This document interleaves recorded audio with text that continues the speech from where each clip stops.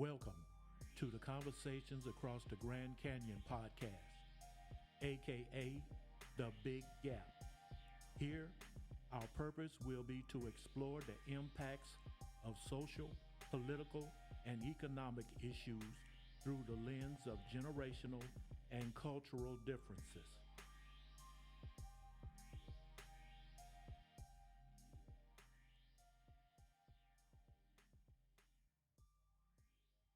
Good morning, listeners. This is Big Al Perry. Welcome to the Big Gap podcast. The Sonic Boomer would like to talk today. Well, as I record this podcast, it's been about a very eventful week in America, around the world. A lot of news stories about anti-Semitism in Australia, and shootings here in the United States, political upheaval again in our legislature here in America, and a host of other issues that we could talk about. But there's one thing that I would like to talk about and have it kind of ties into an issue that we face here in the Middle Georgia, Macon, Bibb County area. It was very sad news for me to hear about the passing of writer, director, actor Rob Reiner and his wife. Very sad, very troubling in the way that his passing came about. Of course, I'm sure most people have heard about what happened to Rob. Rob Reiner was he came to my attention. Of course, I'm a baby boomer, and he had this groundbreaking, iconic TV sitcom called All in the Family. I'm sure most people have heard of that. When it was on network television back in the early 70s, I was a young adult, not long out of the Army. I think when it first came on, I was actually still in the Army in the service. I served from 1971 to 1974. But it was a show that I truly enjoyed. It was groundbreaking in the subject matter that it touched upon during the run of the series. And Rob, he played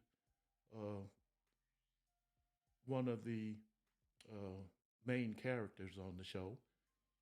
He was the son-in-law of Carol O'Connor's character, Archie Bunker, who was a kind of a clueless, uninformed bigot who was prone to accepting stereotypes and an ideology that couldn't hold up under scrutiny, under rational scrutiny. And Rob Reiner's character, Michael Stivic, married his daughter, and they was always at odds and bickering and whatnot, and it just made for some very, very humorous and thought-provoking commentary on the American culture and society in general. But anyway, it was very, I enjoyed that show very much. Never missed an episode. I always kind of scheduled my routine or whatever to catch the latest episode and whatnot. But anyway, that's how Rob Reiner first came to my attention.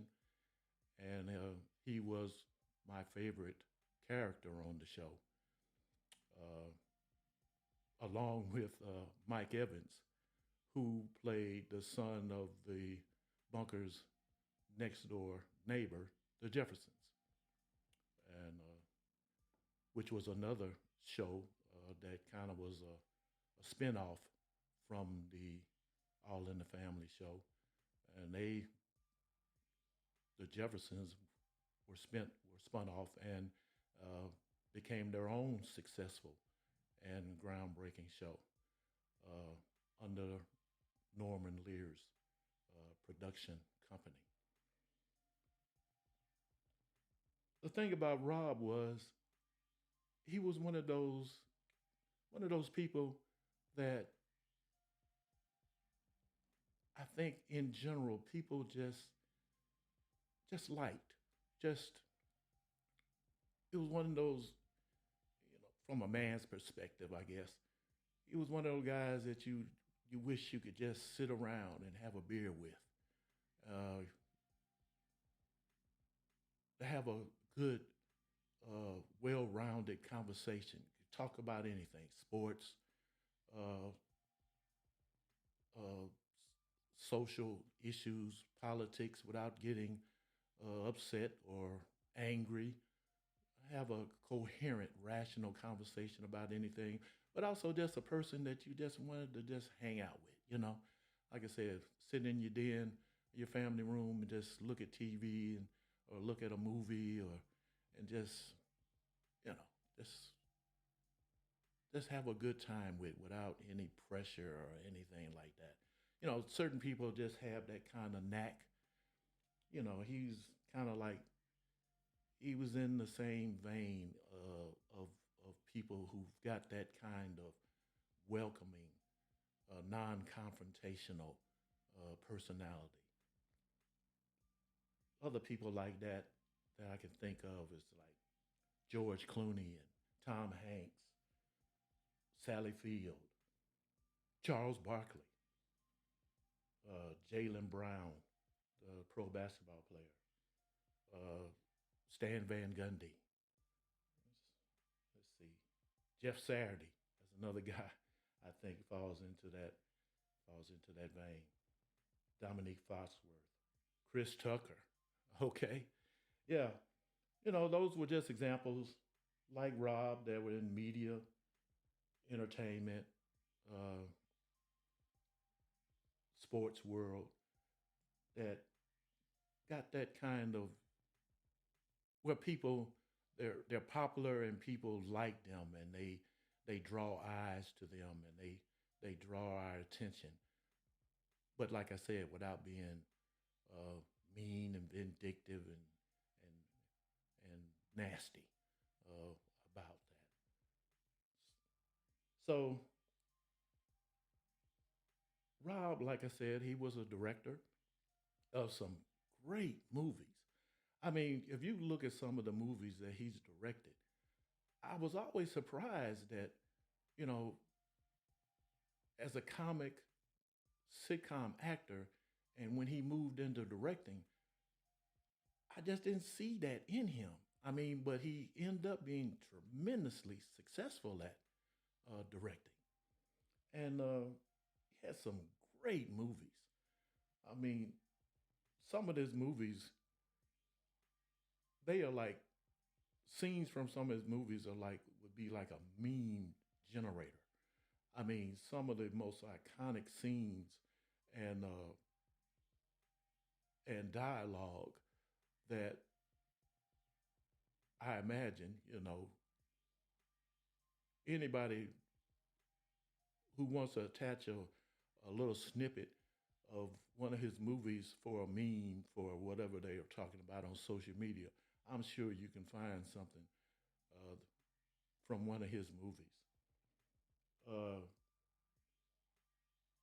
Great movies. Uh, Ghost of Mississippi, Throw Mama from the Train, This is Spinal Tap. Oh, probably my favorite, The Princess Bride, When Harry Met Sally, A Few Good Men, Misery. I mean, these are movies were so diverse. That was another surprising thing about Mike. In any genre, he seemed like he was able to bring the best performances out of his actors. I mean, comedy, suspense, drama. He was just great. And the surprising thing for me about Rob and his movies was I never saw any of his movies during their original theatrical release or in the theaters. Back then, basically, when a movie came out, it was released in theaters first, and at the time when Rob was directing his his movies, after the theatrical run was over, then he would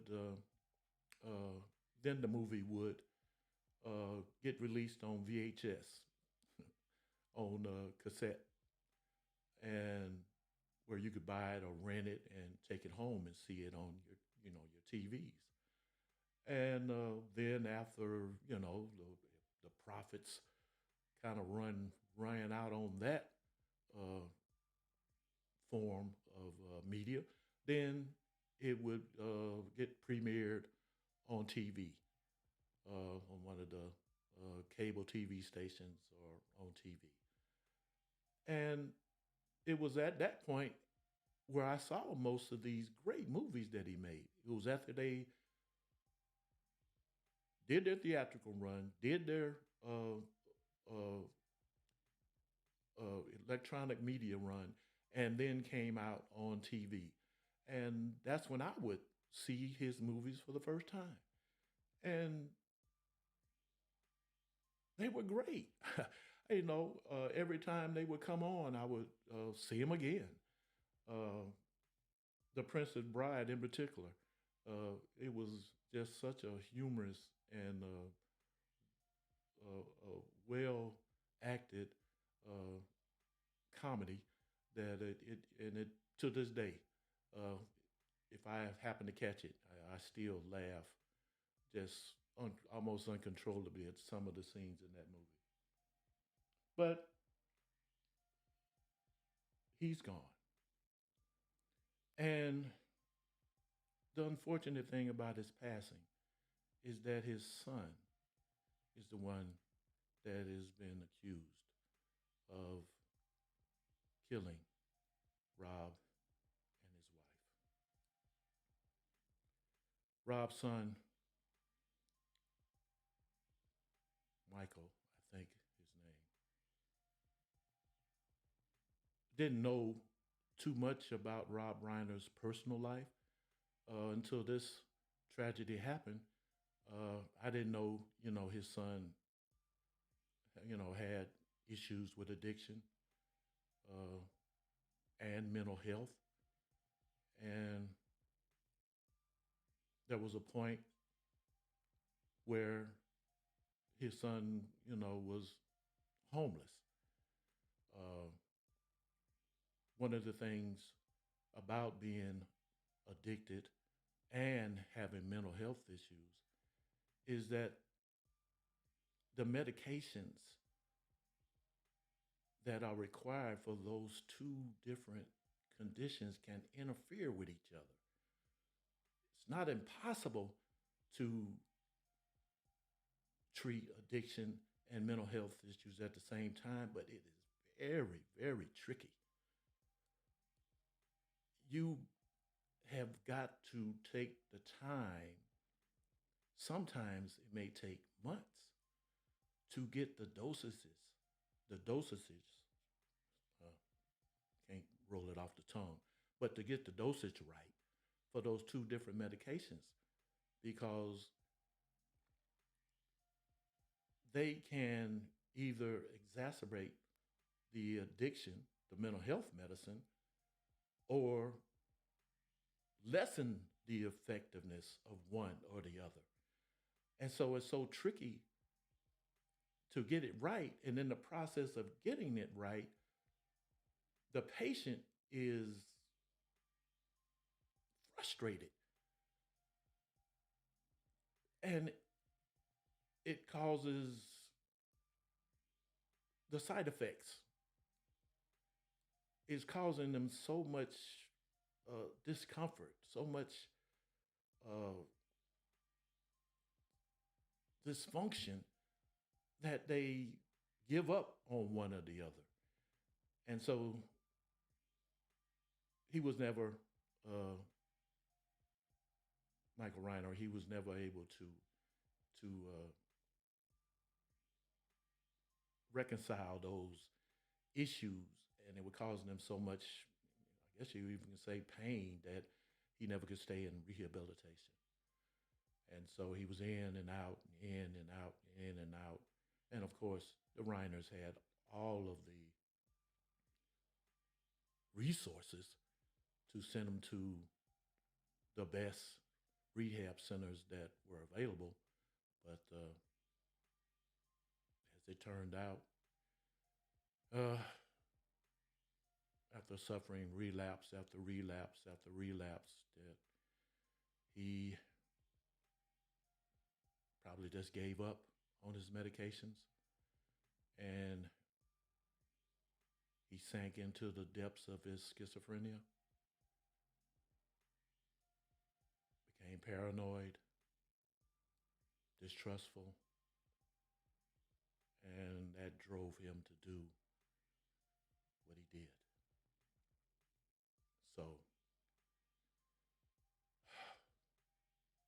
two very, very compassionate, intelligent, friendly people are gone. And it's a situation that's repeated over and over again in this country. It's it's sad. I mean, we are getting better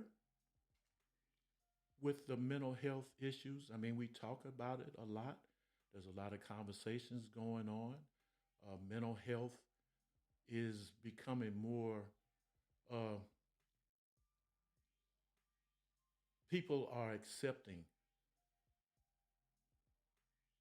the the the the turmoil. Oh, let me put it like this: it's not in the closet anymore. More people are willing to talk about it. More people are willing to, integrate mental health counseling and into, law enforcement, into the workplace. Just about any workplace has an employee assistance program where they can get mental health counseling nowadays as part of their health plan. I mean, we've made great progress. Uh, so, but at the same time, it's not. I'm sure those programs and those things are doing what they can to help the mental health issue, and we can probably point to examples where they have, you know, saved some lives, saved some families in our communities, but we still got a long way to go, and it's not having the great impact that I would like to see it have. So the homelessness part of the Reiners situation with their son kind of ties into what I'm trying to get to here in Middle Georgia. It seems like we here in this part of Georgia, especially here in Middle Georgia, particularly in the urban core of Macon, the homeless problem seems so intractable. You hardly ever see uh, a news program that doesn't bring up, if if not every day, then at least every other day, where there's a news segment of talking about a homeless encampment here, business owner complaints about uh, homeless causing problems with their operations of their businesses. Uh,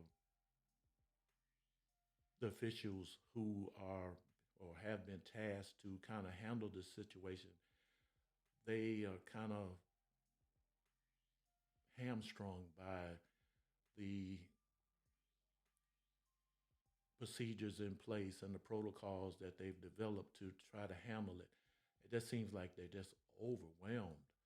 And so they never can get ahead of the problem, mainly because it's just not the treatment facilities, not only for homeless, but also what ties so directly into the homeless situation is the mental health aspect of it. So that's what made me the Reiners and their son and all that they went through, and it led up and to this to their actual deaths. It made me think about what's going on here in Macon, and why can't the mental health part be tackled with the homeless problem? And there's just not enough resources. Uh, we've got here in Macon, of course, they've got a free mental health uh, facility over there. I think is at the in the Pleasant Hill neighborhood over there at the community center over there. But you can't force people to go into that, and so this disconnect between those two things, you're not really reaching down far enough to make a true impact on what's going on. So it just continues, and it seems like it's just growing, and it's not being addressed enough to make a difference.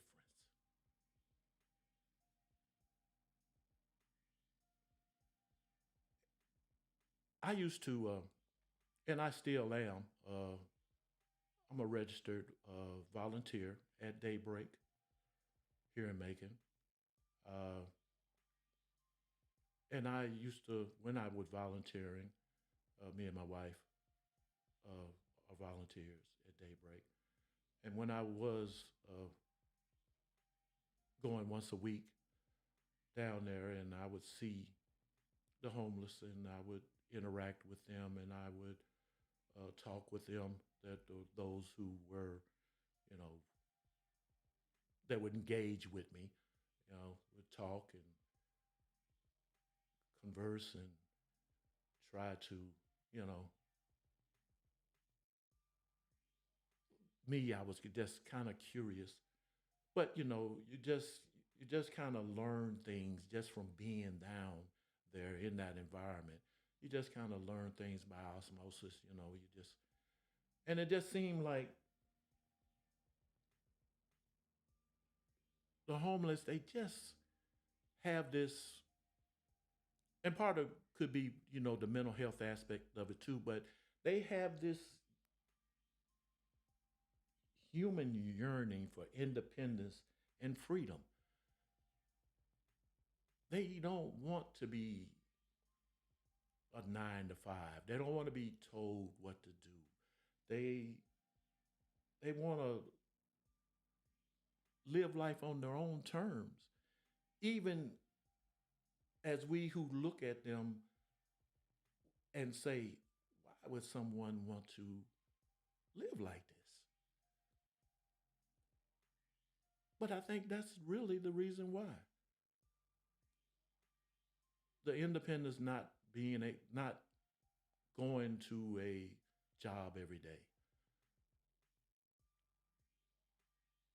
the mental health aspect of it is that they're suffering from schizophrenia, bipolar, and they're not consistently able to get medication or even take medication. They're not going to be able to hold a job anyway for long. So they've retreated into the condition and the environment where they can be free of those responsibilities and just accept what has been, in a lot of ways, thrust upon them.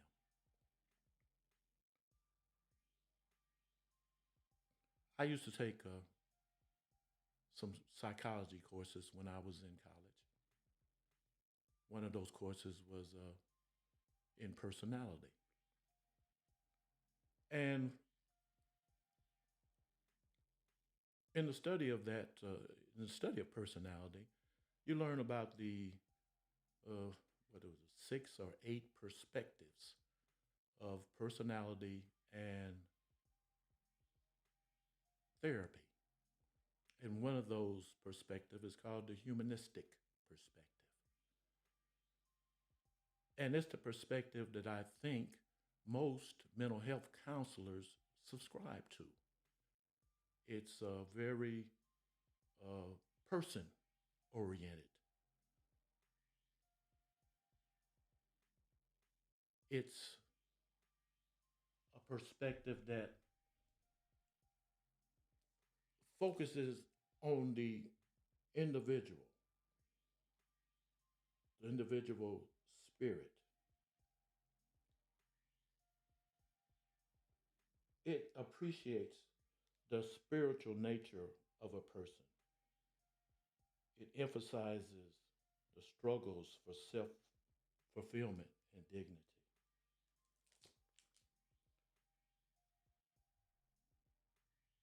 One of the main proponents or of that was one of the early psychology theorists, was Abraham Maslow. And Maslow had this theory about, he put his theory into a hierarchy. It's called Maslow's hierarchy of needs. And it had 5 levels. And it basically said a human being had to satisfy uh, uh, the needs or the criteria of needs in the bottom level or the first level in order to advance to the next level. And you went up the levels till you reach self actualization at the very top, where you've you've achieved your goals, you've become a fully formed person, and your life has attained meaning, and you've accomplished something that you don't have any regrets about in your life. I think what happens with people who become homeless is that they never get past, or they get stuck at one of the levels. Let me see if I can explain it this way. The very bottom level, from the time you're born, the first level, you're going to have physiological needs. These are the most basic requirements for human survival. When you're born, you're going to have food, you're going to have water, you're going to have shelter, you're going to have warmth, and you're going to have to be able to get a good night's sleep. I can remember when my children were born, that bringing them home for the first time. Everybody who's had children, you know that feeling. You got to protect them. You got to uh, cuddle them, feed them, change their diapers, make sure they're warm and comfortable, fed. That's the first level. Now, some people that are homeless, they don't even get that. So, how can they successfully even move to the next level when they don't even get the basic needs, physiological needs that a human being needs? Well, after you satisfy that first level, you move on to the second, which is what Maslow said was your safety needs. And that's when, you know, the individual seeks security and protection from physical and emotional harm. And this includes financial security, health and wellness, and a safe environment. You know, these is kind of like once you get up and you're getting ready to, leave your parents' house. Let's say after you graduate high school, all your needs have been taken care of. You've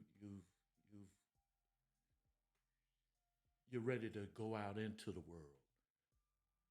The security that you've enjoyed with your family, your teachers. You're ready to either move out into to get your first job.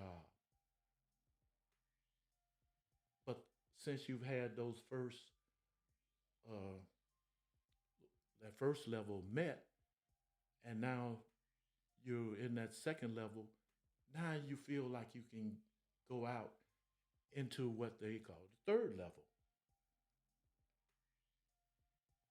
And this level is called the love and belonging needs. This is where you're going out and you're dating and you're making new friendships. You're developing relationships with your coworkers. And this level addresses the needs of interpersonal relationships, friendships, uh, extending your family bonds, intimacy with your partner, and a sense of connection to a group. I think this is where people who are homeless don't get past. This is the roadblock. That's the level where they hit the roadblock for most of them. And that's where, because they don't develop those interpersonal relationships, because of the failure of a previous level, or at that third level, they either become addicted to drugs or their mental health issues start to really compound and become a direct impact on their lives. So they don't get past that level. And without getting past that level, when you can't, like I said, if you're constantly in conflict with your coworkers, if you can't develop an intimate relationship, you really not going to be successful at whatever it is you're trying to do. So I think the combination of this of being roadblock at at at one of the levels of of Maslow's hierarchy of needs, and having hit that roadblock, still having that yearning for independence and freedom. This is why homelessness is so intractable. Why it's hard to really make a difference, because the homeless just accept their lot in life. And the one thing that they can control, their independence and their freedom, that's what they cling to and say,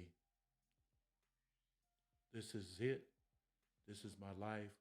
I'm going to live it just like any other human being. I'm going to live it to the best that I can in this situation that I find myself. So I wish there was something to break that impasse. I wish there was some magic bullet, magic bean, potion, but there's not. I'm not saying that we give up. I'm just saying we're going to have to work extremely hard to create the programs and the environment it's going to take to make a real difference.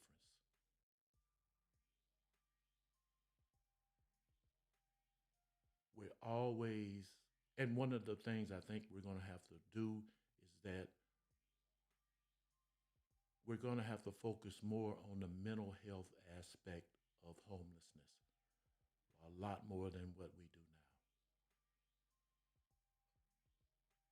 It's not going to happen overnight. It's going to take a long, protracted time to get this done. But I think we can, and I hope we will. And the programs that we have in place, like at Daybreak, and the mental health clinics that Macon Bibb County government has set up, I hope they can expand that to get out into the streets and try to do it at the street level somehow. Instead of waiting for them to come to the centers are have to going to get out to them. I think that's one of the first steps that need to be taken. So that's all I guess I've got to say today. I want to thank you for listening, and we'll talk about another issue at a later date. Hopefully, it's one that we as a community can talk about in a rational, coherent manner. My goal is to talk about issues that not only affect our community, but hopefully can bring our communities together to achieve goals that really need to be looked at and bring together the players that need to be brought together in order to make real lasting change and make a real difference that solves the problem. So again, thank you, listeners. See you next time. And in the meantime, be safe, be kind, and try to see what you can do to make your community a better place. And we can solve these issues together for the benefit of everyone. Thank you.